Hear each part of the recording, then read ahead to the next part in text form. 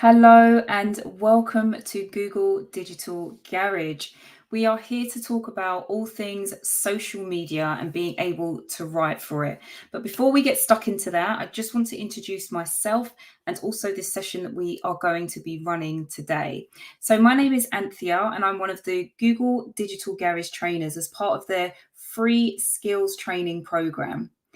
A little bit about myself. I've got a background in learning and development, change management, and business process improvement, helping organizations to be better utilizing digital skills. Now, one of the things that I'm really enjoying at the moment is being able to utilize social media and connect with my audience. And so, this is what the essence of today is. Now, I'm not alone. You will also find that I have Benedict, who is in the chat. Now, Benedict is one of our Google Digital Garage trainers as well, and will be acting as moderator during the session today, being able to interact with you, to answer some of the questions. And for any questions that he feels may benefit the masses, he'll be passing those over to me so that when we pause for questions, we'll be in a position to answer those for you. So please do keep Benedict engaged. Leave any comments, any questions, any thoughts that you've got. Let's make this a really interactive and engaging session. You'll be able to tell Benedict as he will have a blue spanner next to his name. So any questions you've got, just post them in the chat. Now, if you don't have access to the chat and you would like to interact with us, please note that you do need to have a YouTube account. Just click on the link to sign up within the chat box, and that will help you to get started and to get stuck in with the comments. If at any point during today's session you have any troubles viewing the video, maybe the sound or maybe the video seems to be a bit sticky, just hit the refresh button, and that generally tends to sort out most issues. Now, we do actually have opportunities throughout today's session to pause for questions. But as I mentioned, feel free to drop them into the chat whenever you want to, and we'll get an opportunity to either answer them within the chat or speak about them when we get to the pause. Now, just considering the session that we're running today is around social media, I also wanted to let you know that we run a number of different virtual sessions around a variety of different subjects, such as digital marketing strategy, social media strategy, YouTube, getting a personal brand online, finding your career goals, and so much more. And you can find all about our upcoming webinars by clicking in the link that Benedict will drop into the chat box. Now, do note we do have webinars running all the time. So if you don't see something you like immediately, don't worry, keep checking back and you'll be able to find something that suits you. Now, I think that's all of the housekeeping done. So now we can actually get into writing for social media, creating content with confidence across the key social platforms. Now, just before I do that, I do want to say some hellos because we have quite a number of people joining us from all over the world today. We've got Shraddha from India. We've got Pravin from India. We've got Lord Hanai from Iran. We've, of course, got the lovely Benedict in here from the UK. We've got Danny. Hello to John, to Sotu's the, Kalin, Prakriti, Dushita, Caroline. There are so many in there, so apologies if I haven't had a chance to read out your name, but you are most welcome, and we hope that you find value in today's session. So what are we going to be helping you with today? Well, the first thing is that we're going to help you to define your brand on social media. We're going to look at what a brand tone of voice is, which is crucial primary step for anyone who is writing on social media, being very clear about what you want to say and how you want to say it. We'll then start looking at how you actually write for social media. So what are some of the principles that you can use to improve your writing on social media? It is a skill, and therefore it means that it can be learned and nurtured. So hopefully we've got some great tips for you today that will be able to help. And then lastly, we'll start looking at some of the different tools and some of our favorites for content creation. There are so many out there, so we'll pick a few out there that won't necessarily break the bank. So we'll break this down into 3 sections. And also, as I mentioned, there'll be plenty of opportunities for you to ask questions. Now, if you do happen to be a small business or a charity who is based in the UK, please note that in addition to this webinar, you also have the opportunity to have one-to-one free mentoring. So what that entails is you'll jump on a one-to-one call with either myself or one of the other Digital Garage trainers, and we'll get an opportunity to dive deep into your business. We can talk strategy, we can figure out what's challenging you and how you can make some simple steps in your business to take you to that next level. Now, as I mentioned, this is only available to those businesses who are based in the UK. So whether you are a small business or a charity, you can click on the link that will be pasted into the chat and you'll be able to sign up for your free mentoring session. And again, for anyone who is still interested in some of the topics that we've talked about, do remember that you do have access to the webinars. Now, how do we go about defining your brand on social media? Now, let's start with a question. Now, let me know in the chat. So remember in the beginning, I mentioned that this is going to be a really engaging session. And the only way that we can do that is if you keep chatting to us and commenting and sharing and doing some of the activities as we go through. So answer this question. What is a brand tone of voice? Let me know, what do you think is a brand tone of voice? Now, personally, we would describe it as the way your brand or business would speak if it was a real person, maybe like you or me. So it's like your business has a personality. What words would they use? How would they behave? How would they respond in certain situations? And how would they dress? All of these are really important aspects of understanding what your brand tone of voice is, so that you can write for social media and communicate that out to the people you are trying to reach. Now, the way that your business would speak if it was a person, like I mentioned, your personality will determine how much your target audience are able to engage with you.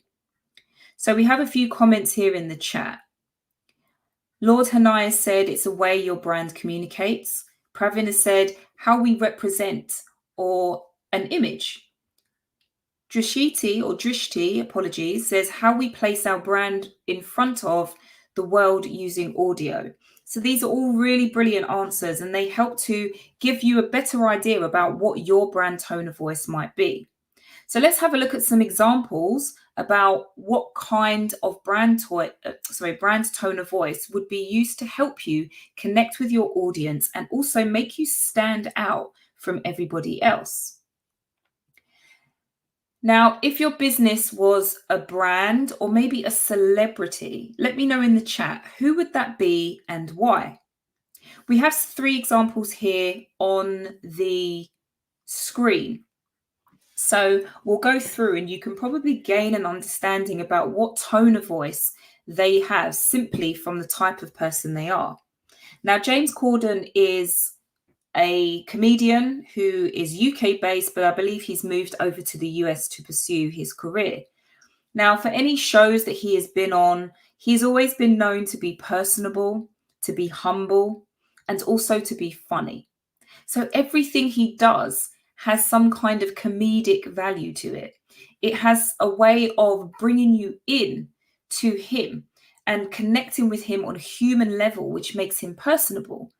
And he's very humble and is able to speak to anyone on any level through any walk of life and really just be able to connect with them. Then you also have George Clooney. Now, for anyone who's seen the Nespresso ads, they know that that's really sophisticated, it's laid back and it's smooth. And that's very similar to him. If you see any movies that George Clooney has been in, you will realize that he really does embody those 3 words. It's all about how he chooses the things that he gets into that showcase his brand. And then lastly, we have Beyonce, a singer who most people in the world happen to know. She's known to be strong, empowered, and also alluring. And these are 3 things that really do showcase themselves whenever she sings and also whenever she acts. And so we've got a few in the chat here about Ronaldo, because he showcases a strong image. Ryan Reynolds, because he is sarcastic but very warm and friendly. So brilliant. Thank you for sharing. This is great because you get to see why a person is the way they are simply because of how they show up. And there is absolutely no difference to how the celebrities show up to how you show up in the world and generally in your business. So, as I mentioned before, it's all about the words that you use, how you behave, how you respond in certain situations, and also how you attend to dress. So, what do you think is the point of developing a brand personality online? What are the things that you think are important about having that brand personality? A couple of suggestions. Well, it makes you memorable. As I mentioned, George Clooney, immediately I think of the Nespresso ad, and that immediately helps me think of him being as sophisticated, laid back, and smooth. So it makes him stand out, and it also makes the brands that he works with stand out against other types of brands, also. Also, it could be because your brand personality helps you to appeal to your target audience. When you are in line or connected with your target audience, they resonate with you. And therefore, it's easier for them to be able to engage with you and speak to you. The other point of developing a brand personality is to be consistent. Now, you may hear this a few times today, and maybe in some of the other webinars that you've joined previously, but consistency is everything. People want to know that they can trust you. And the way that they can trust you is for you to be consistent in the things that you say, how you behave, how you respond, and how you show up. So these are some of the reasons why it's really important for you to develop a very strong brand personality online. And Pravin is also saying more engagement and awareness of products. So again, it's really great that you're starting to think about this. So as we go through today's webinar, please also think about how you would apply this to your own business. Now, there are 4 steps to help you develop your brand tone of voice: your brand values, a user pen portrait, or maybe user persona, which you might be more familiar with, how you speak, and then also how you choose your words. Now, creating a brand tone of voice can actually take a while. So don't be in a huge rush to get a brand tone of voice completely perfect first time going. A lot of people will intuitively know exactly what a brand would or wouldn't do. But it's good to get these down on paper, especially if you have not yet got any employees, so that when you start hiring people into your business, they can also be consistent in how they show up for your business. So these 4 steps are going to help you shape a tone of voice for your brand across the web. And we're going to dig into each of these a little bit more as we go through now. So before you start thinking about your tone of voice and how it appears in the written form, you also need to kind of wind it back. So let's take a step back and think, what is or what are your company's values? Do you know? For those of you who are here today, if you are the business owner, what are your company's values? If you are an employee of another organization, do you know what the company's values are? If so, please feel free to drop those in the chat, because this is what everything stems from. It's about what you stand for. So when you understand what your business is all about, its mission, its vision, its values, what it will and won't tolerate, it becomes a lot easier to really focus on what your business brand will look like. So think about some of the values that your business has. Is it about having excellent customer service? Is it about creating a really great atmosphere for customers who come to your place of business? Is it about providing unbiased reporting? Now, this all depends on the type of business that you have, but each business will have its own values. And this is a great first step in helping you to really identify and shape your tone of voice. So on screen, we have a couple of examples of some brand values. And just to note that these are fictitious businesses, but we will be using them as an opportunity to explain how you can create your brand tone of voice and also write for social media. Now we have Nico's Pizzeria. Nico's Pizzeria talks about making quality pizza with fresh ingredients, about providing excellent customer service, and also fast and reliable home delivery or takeaway.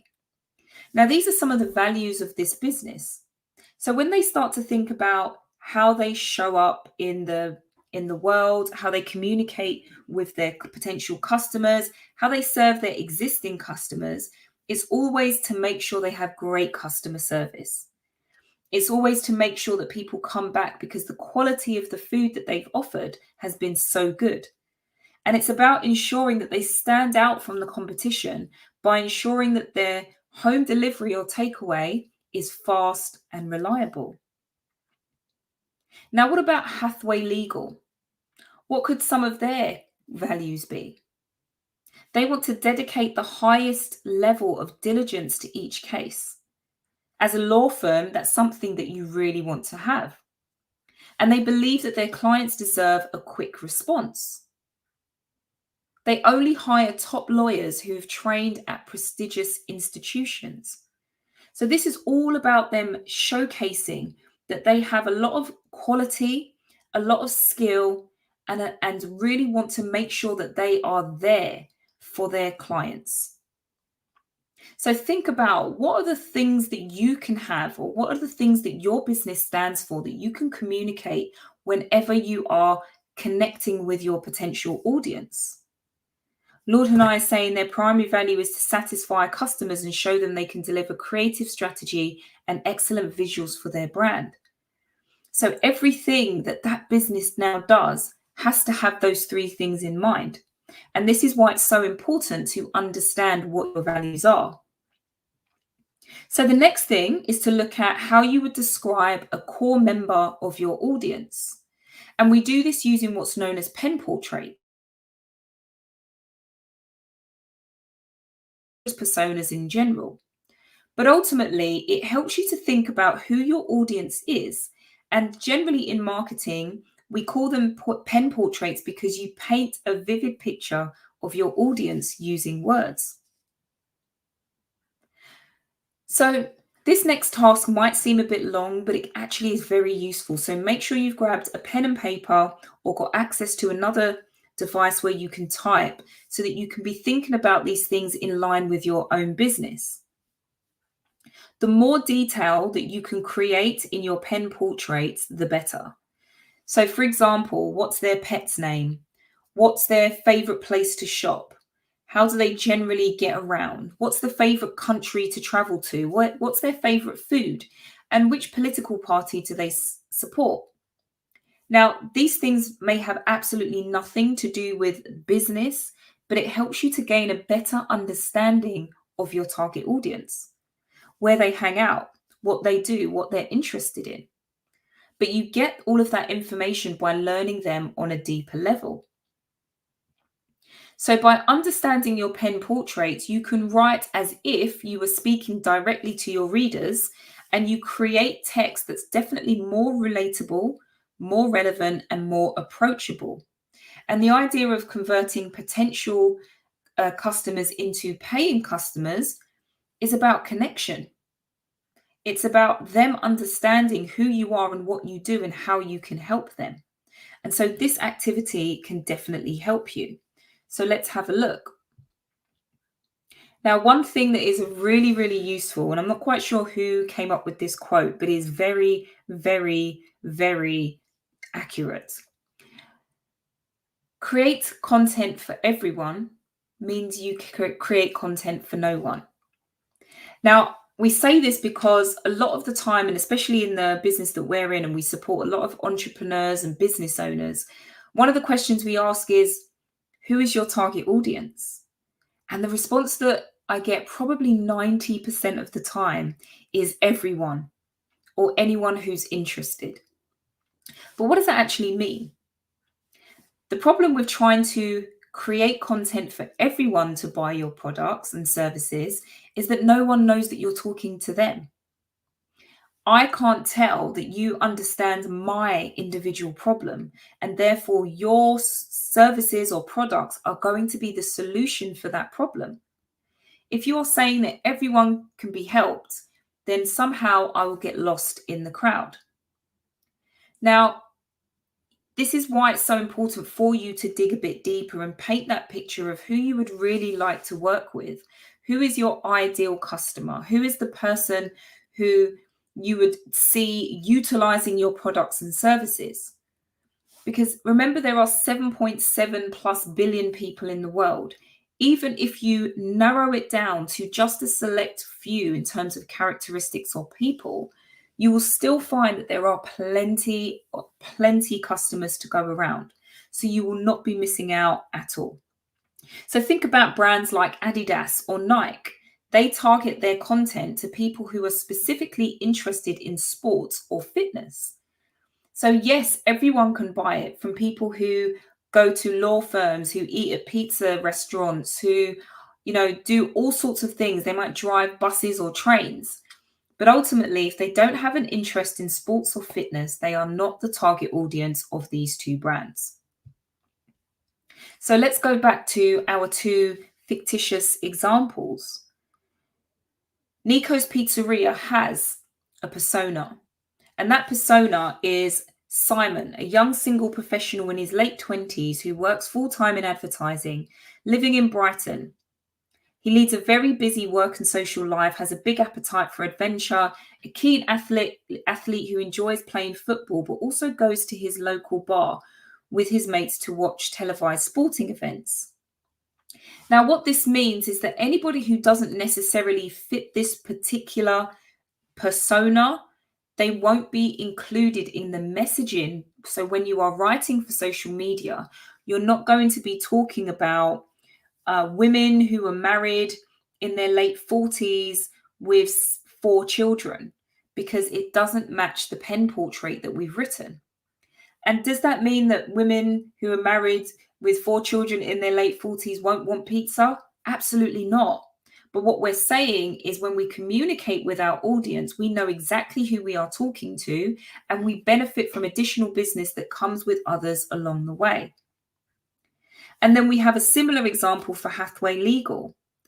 Sally, who's in her early 30s, single, first-time buyer of a new apartment in Leeds, works for an insurance company, enjoys the newspaper, drinking a macchiato, and I hope I've said that correctly because I'm not a coffee fan, at her nearby shop, is a tech fanatic, enjoys getting the latest gadgets, graduated with a degree in history, a bit of a grammar nerd, and appreciates quality. Now, this may be a lot of things that you end up listing out, but how much more do you know your potential customers just by doing this activity? Knowing your audience, doing that research, helps you to understand the language that they speak and also how you can communicate and connect with them. So let's look at this example for how you create a user pen portrait. And please do feel free to do this with me as I explain. Now, it's broken down into these 5 steps. And really, just take a couple of minutes as I speak through this to start jotting it down for your own business. Think about, what gender would you like to target? What's their name? If you give them a name, they feel real and it feels like you're having a conversation with a person. Consider what age they are, where they live. Because again, if you are an online business, you may be targeting the world, but there might be a specific location that you tend to have a deeper connection with. So where is that? Then think about some of the other demographics, such as their status. What do they do? Are they married? Are they single? Do they have a job? Do they run their own business? Do they have any children? How much do they generally tend to earn? This gives you an introduction into their lifestyle. What are they likely to spend? Are they into luxury goods, or are they more into the cheap and cheerful ways of purchasing? What kind of things are they into? What hobbies do they have? What interests? What are their values? Again, values are really important, because once you understand your company's values, you can align those to your target audience.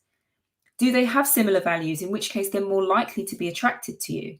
But if you're targeting people who conflict with the values that you have for your business, it's going to be very difficult for you to sell to them. Consider what kind of things that they care about. And then think about, in line of their work, what do they do? What's their job title? Do they hold a budget? Can they make a decision? What industry are they in? Maybe it might be worthwhile targeting a specific industry. What talents and ambitions do they have? What kind of politics are they into? These are the main questions that you should be asking yourself about your audience in order to build an accurate description of who you're talking to. So what we've done now is given you a few examples of what you need to think about in order to create your pen portrait. So if you've not finished this, don't worry too much. You'll still have an opportunity to complete this after today's session, but it's really worthwhile taking the time to do this. So let's think back a little bit to the earlier slide where we described the three celebrities. What would you say describes the personality of your brand or your business? Please drop in 3 words that you think describes your business. Now, 3 words is a good amount because it means that you can then use these to kind of get a sense check of all of the copy that you're writing and make a tweak of it if necessary.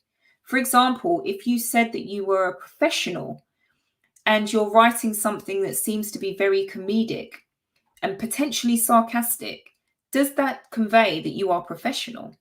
If not, that's absolutely fine, but it gives you an opportunity to tweak it.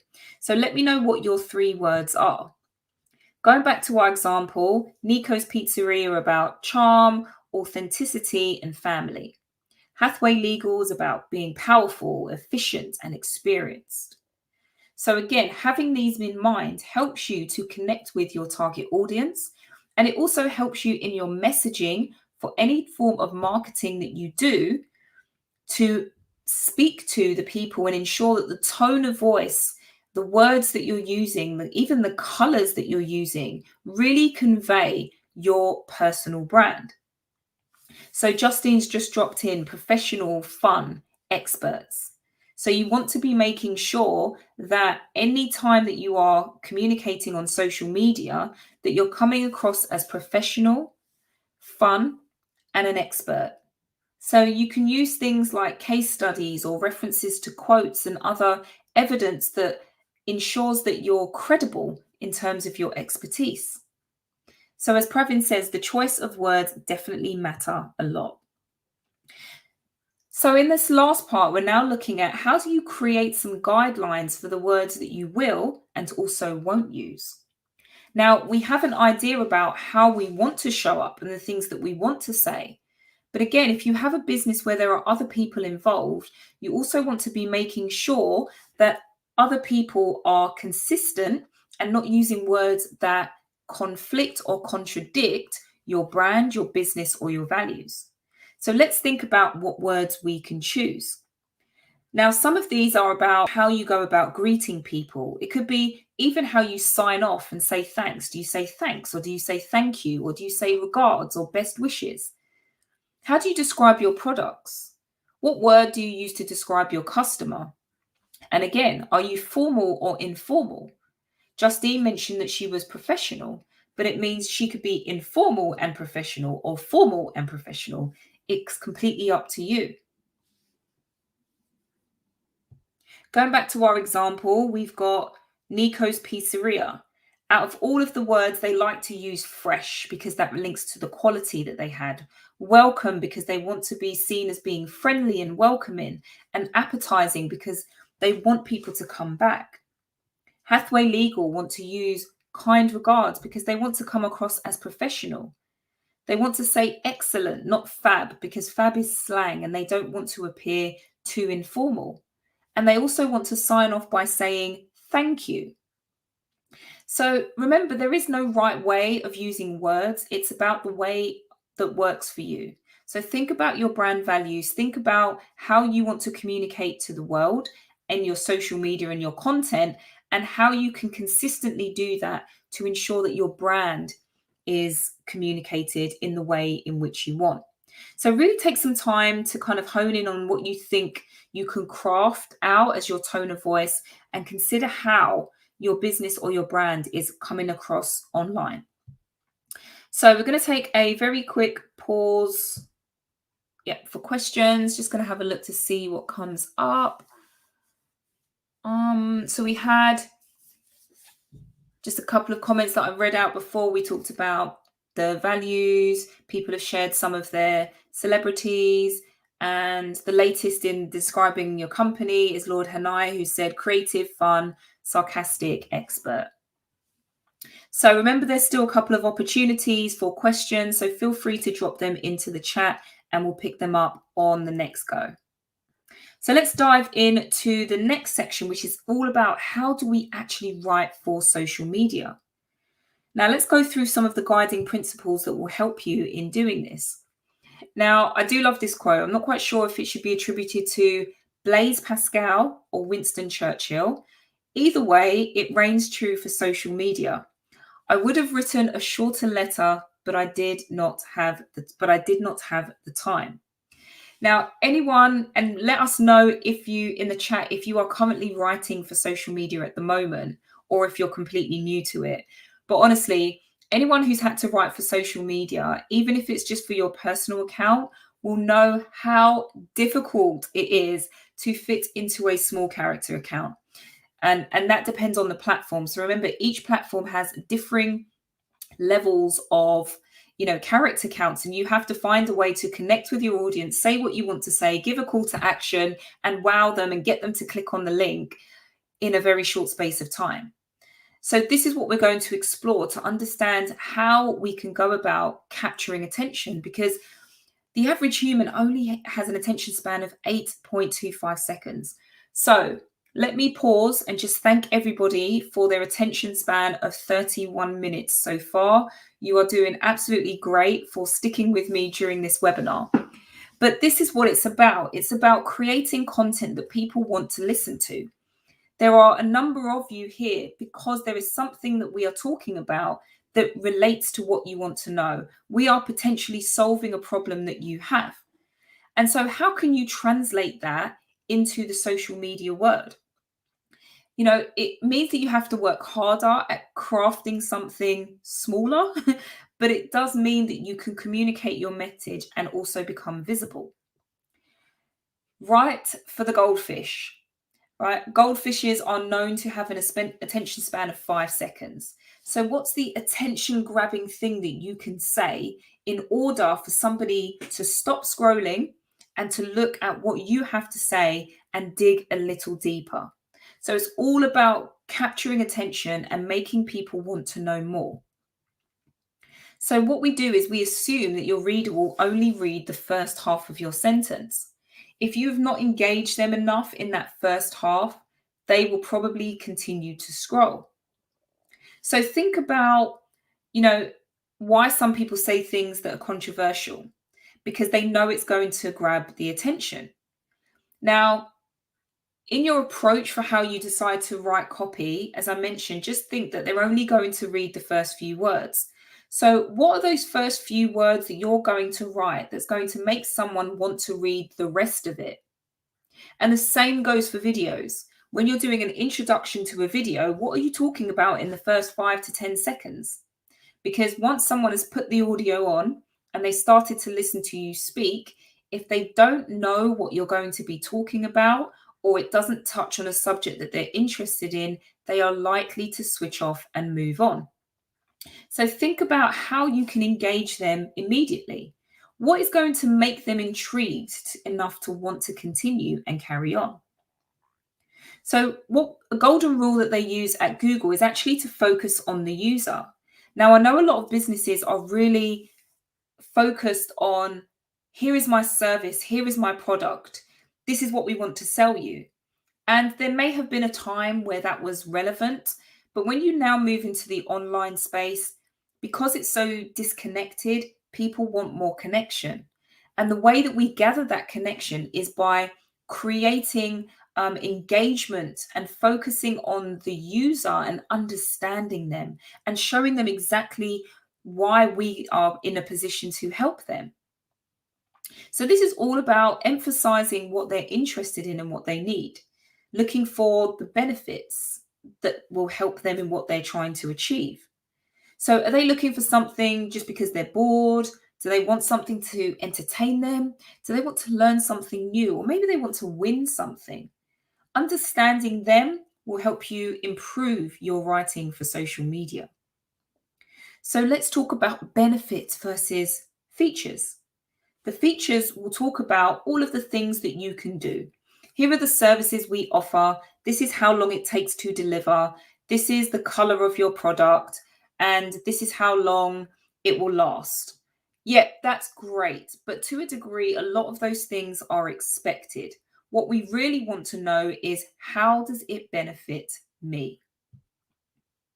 So let's take this example here where we've got a gadget watch. How many times have you gone to a website thinking about what to buy, and you scroll past the list of all of the things that the item can do? Mostly because you expect all items to be able to do the same thing. If you're going to have a watch, you want it to tell time. You want it to be able to be scratch resistant. You want it to be able to be, you know, touched or doused in a bit of water without completely stopping. So there are some basics that we expect as consumers. So you telling me all of the things that this can do don't interest me as much as understanding what's in it for me. So when we talk about things like waterproof, thick glass, comes in different colors and has a round interface, I'm unlikely to stop. Would you, if you saw a list of features? But what if we flipped that around and said, guess what? You can take this watch swimming. It's smash resistant. You get to choose a color that suits your personality. It helps you to be comfortable and stylish at the same time. Those are things that are going to gauge your interest and make you want to learn more. So let's think about the kind of words that you're using and how you're selling the benefits rather than the features. Now, using this golden rule of having really engaging, I suppose, headlines or things that are attention grabbing, we've got 3 examples here. Now, boost your CV with a free. Great, get product and engineering on the same page. Get a free roasting kit. Now, these may feel like incomplete sentences, but if I wanted to boost my CV, I'm going to stop.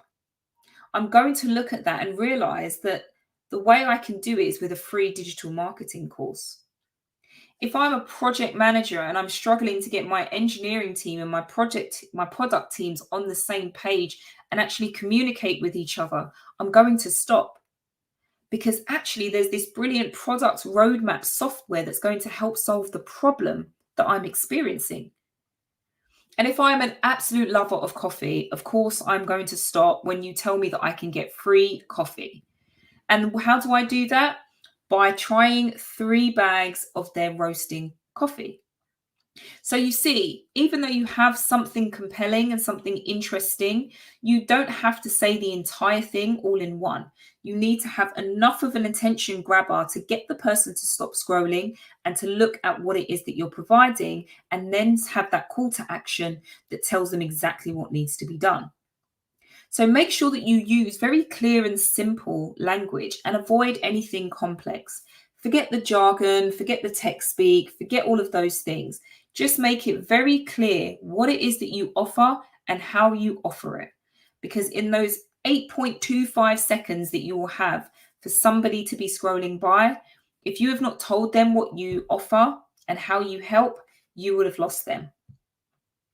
So, what does that look like? Clear and simple language. It's got to be user friendly, reader friendly, clear, structured, uncomplicated, and using everyday words. Sometimes we can get into a habit of wanting to use all of these new buzzwords that we've heard. Most people don't care. They just want to know, how do you help them? So put all of that stuff aside. Don't use too many words. Keep it concise, keep it clear, be direct.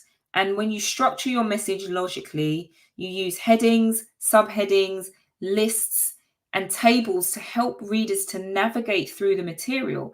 Even think about this webinar. We've used a mixture of different things to help the words that we're trying to communicate easier for you to digest. Keep your sentences short. Leave them uncomplicated and choose common everyday language, especially when you are trying to target people who are all over the world.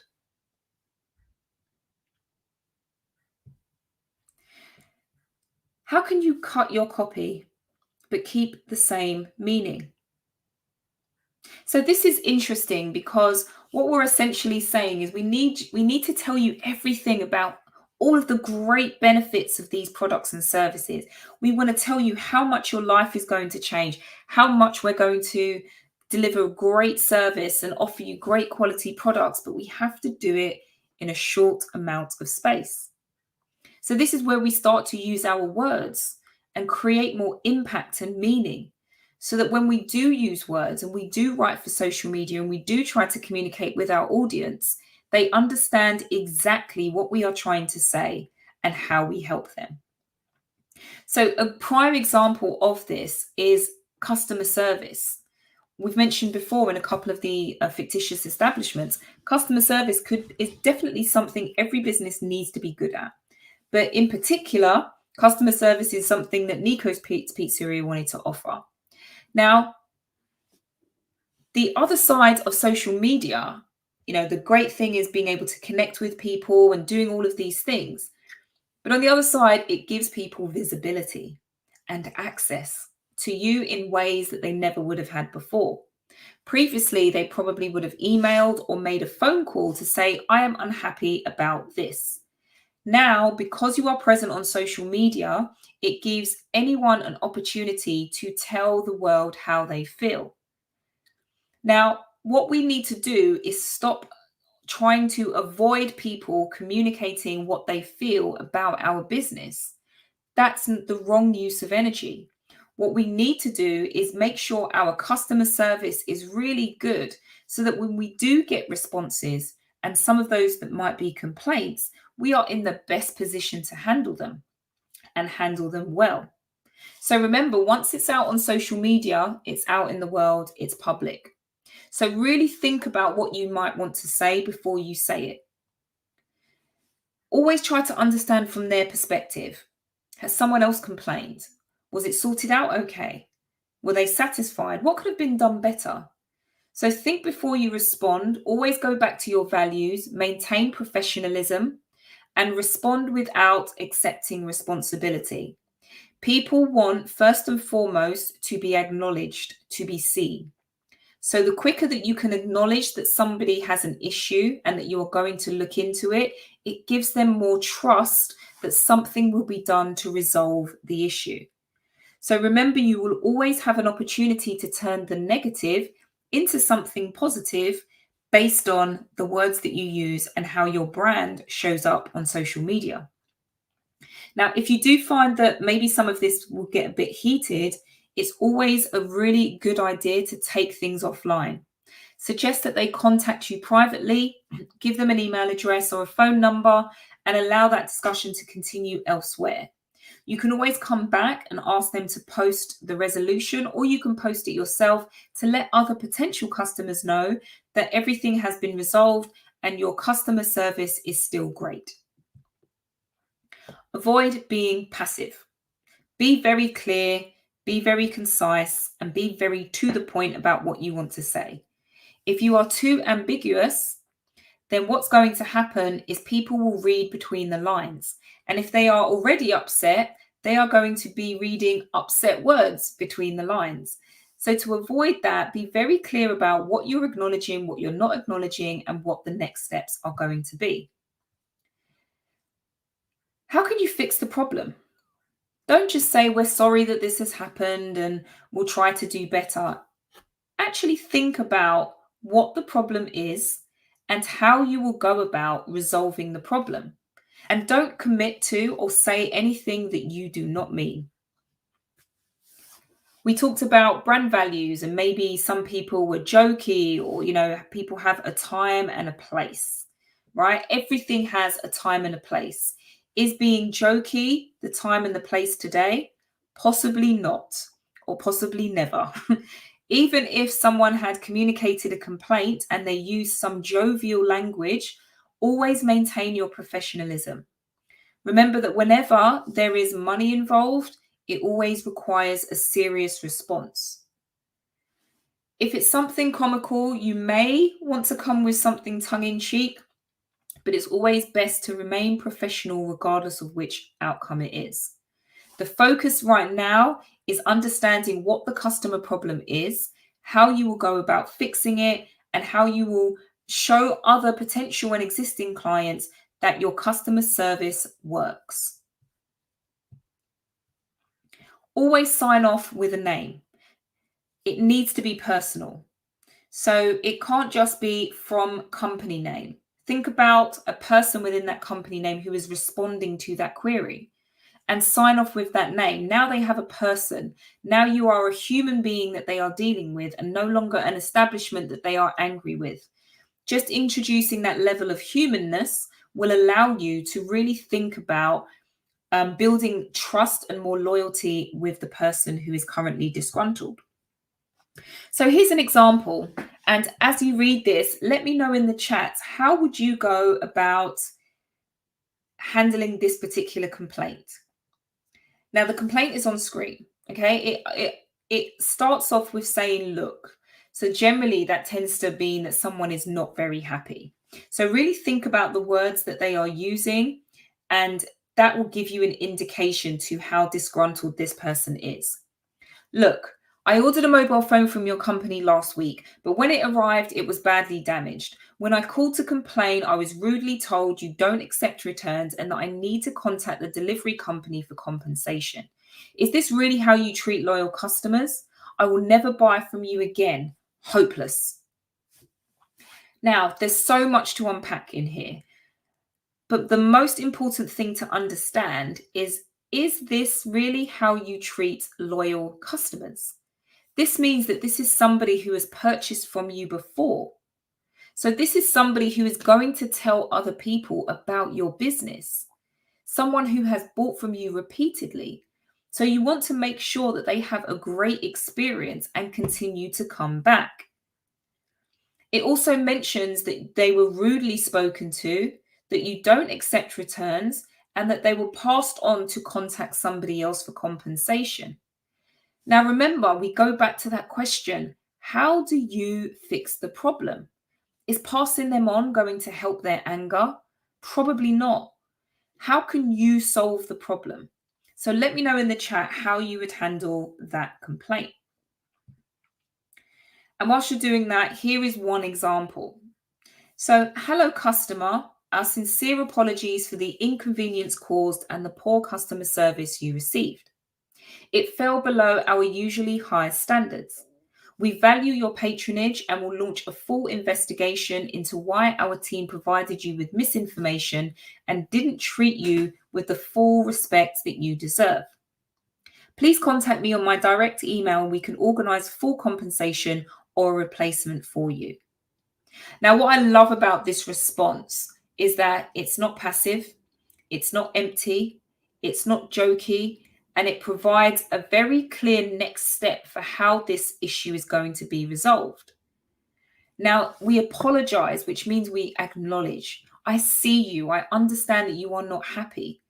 We acknowledge that our customer service has fallen behind our usually high standards. That shows everybody else that we have high standards when it comes to customer services. We value you. We see you and understand that as a loyal customer, we want you to be happy with us. We want to treat you with respect. So this again comes back to, what are your values? Now, the call to action in terms of next steps is saying, well, let us now take this offline. Contact me on my direct email or organise full compensation or a complaint. If the phone was lost and it cost £300, consider what's replacing a £300 device versus the damage that your reputation could suffer by having poor customer services. So it's always useful to understand the best way for your business to respond to any potential challenges and customer complaints. Okay, so we're stopping for another set of questions. Just going to have a look to see if anything is there. Just a few comments. Outstand has mentioned that you're very excited to be here. We are very excited to have you here too. We've got Karim who's going through the digital marketing Fundamentals of Digital Marketing and has received a certificate. So well done. Congratulations on completing that. And also to Shraddha, who is also in the midst of going through that certificate. Now, if a link hasn't been dropped, also know that Fundamentals of Digital Marketing is a certified course that's free from Google that will allow you to understand more in terms of digital marketing and how you can utilize those skills and apply those to your business, or also the place of business that you work, whether you own it or not. So one question that's just come through, Lord Hanai said, using sarcasm, is that's not a good idea for customer service? Definitely not. The emotions that run when you are dealing with a complaint, it's best not to joke or use sarcasm. It's all about maintaining professionalism and resolving the challenge or issue as soon as possible. So the focus is, how can I resolve the problem? Okay, so we'll get into our final step, and then what we'll do is wrap up with any final questions. But again, please do drop them in the chat if you have any. But it looks like any questions that are coming through, Benedict is answering them. So that is absolutely fantastic. And well done for staying engaged for so long. Okay, so let's look at some tools then. One of the things to do is to check your grammar. Now, Grammarly is a tool, and there'll be a link dropped into this as well. Grammarly is something that helps you to check all of your writing for grammar mistakes and can be added as an extension on your browser. Well, why is this important? Because the way in which words are used can heighten or dissolve a situation. If somebody has a complaint and you use a word in the wrong way, it could anger them even more. So make sure that you are writing and writing correctly to ensure that the message that you want to communicate is effectively communicated in the words that you say. So also think about spelling, making sure that even if you're using a third-party app, if they don't have a spelling function, make sure you copy all of that copy somewhere else and you spell check it and then paste it back correctly. Because people are unforgiving when it comes to spelling mistakes. And you want to make sure that what you are saying is representative of your business. So you've also got some other tools like PicMonkey or Adobe Spark Post, Giphy, Ripple, Word Counter, AutoCue. There are a number of different tools that you can use to help you ensure that the way in which you write is communicated effectively to your audience. Now, in terms of visuals, there are some useful tips here. Make sure you are creating eye-catching visuals. Photos or bad photos are no longer an excuse because there are a number of stock photos that you can utilize. So you can go to Canva. Canva is a great app. It's got a lot of free graphic design tools available, and also stock photos, stock audio, and also stock videos. It allows you to format and post social media. You've also got Word Swag, which helps to turn your words into photo text designs, which allows you to make social media graphics for your different platforms. And there's lots of quotes that you can use there.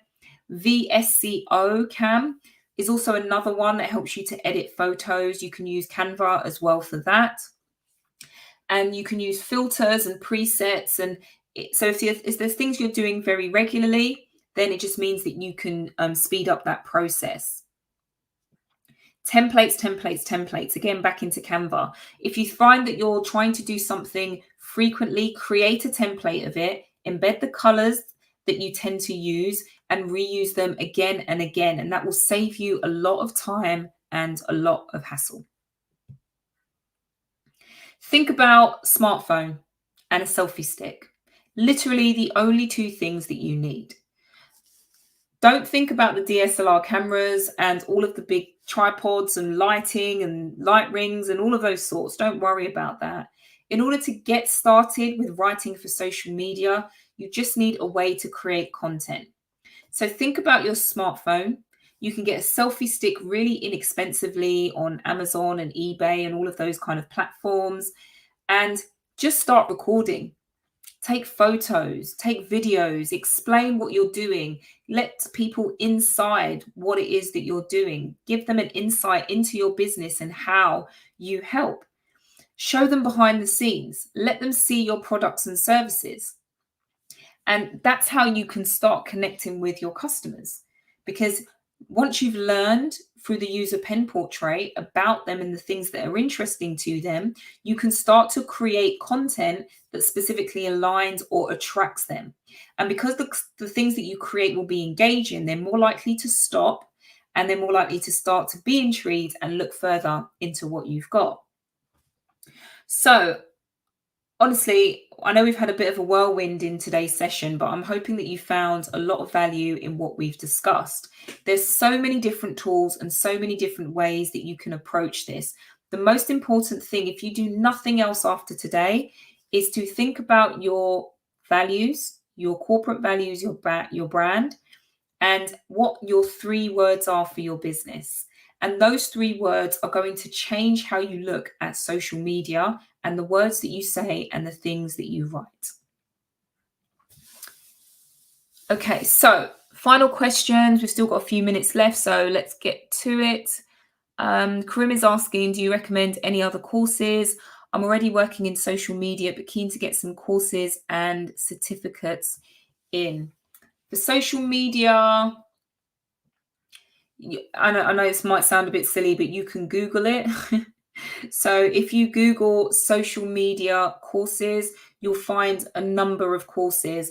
If you go to Learn with Google and also Grow with Google, they are 2 places where Google provides information about other courses that might be relevant to you, and also some of those which are certified that will help you get a more rounded view of things like digital marketing, for example.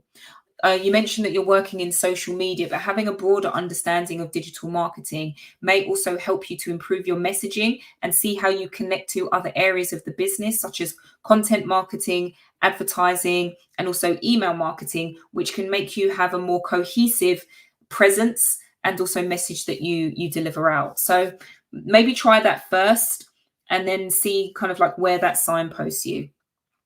Another question is, what are the best tools beside Adobe Suite for content?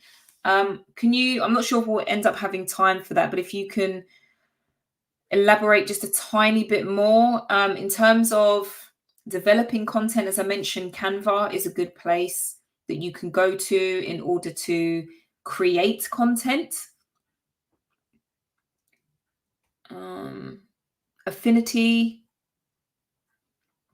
So really it's about what kind of content do you want to create. If you want to create photos, you can do that in Canva, video, Canva. You can use Adobe, as you've mentioned. There are so many tools. I can't think of all of them at the top of my head. You can even use Google Forms and things like that. And depending on the type of anything that creates a photo or a video. So you can use your internal camera, you can use your internal photo and just save them as JPEGs or MP4s and use those to post on different platforms. One question that's come in the chat is, do we get a one-to-one session if not UK based? Unfortunately, at present, the one-to-one sessions are only in the UK and therefore it's only for UK businesses, but you can join other webinars, and Benedict will put in a link for the other webinars in a moment for you to sign up, which also answers Drishti's comment around the webinars as well. And there's another question regarding online business skills, which you utilize some of these for. I think if I've understood that correctly, the one thing I would just say that when you're thinking about social media, what you want to do is communicate very clearly and concisely how you help the person that you are trying to help. You don't want to push on a bunch of products and services to them. You just want to let them know that you understand them. So think about how you can organize your social media platforms to really communicate your brand, the services that you offer, how you help them, and give them a very clear call to action so that they know where to go to find you and the products and services that you offer. So just to wrap up for today then, and again, great job everybody being so engaged in the chat, keeping Benedict and myself very, very busy today. So thank you all for today. Your next steps really are just to contact us if you would like the one-to-one mentoring. Again, this is for UK-based businesses only. And if you're not part of the UK but would like to get some further support, remember that we do have additional webinars. You can go to Learn with Google or Grow with Google, and you will find additional webinars and also potential courses that you can take. So just like to thank you all for attending today, and I hope that you found this valuable. Please do leave us some feedback. Let us know at goo.gle/digital garage feedback how you found today's session, and let us know, tag us on social media, because that's how the word spreads. So go out there, write for social media, connect with your target audiences, and your businesses will grow. So thanks again for today, and take care. Bye-bye.